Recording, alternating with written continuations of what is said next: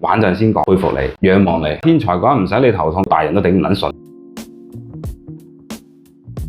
而家好多學校咧都將責任推咗俾家長嘅，比如話好多家庭啦，輔導小朋友做作業啦，嘔晒血啦。咁對於家長輔導小朋友作業嘅過程裏邊，你係點樣可以做到扶持子效嘅呢？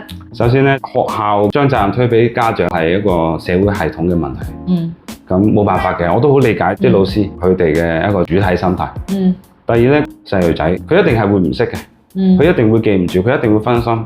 咁你喺旁邊，當我有情緒，覺得佢點解講極都唔明嘅時候，反覆練，我都煩啦。我自己只能做到係換人去處理，咁我就揾太太。太太煩啦，到我。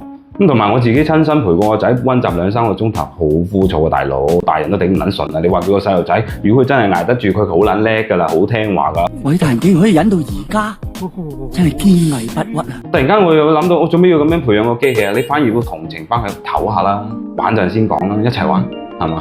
你要有呢一啲連動，細路仔佩服你、仰望你，佢自然就會喺適當嘅時候聽翻你，認可翻你。如果係一開波係天才嘅話，唔使你頭痛嘅話，可能分分鐘轉頭你就同佢都冇父母緣，因為佢太叻啦嘛，佢睇你唔起。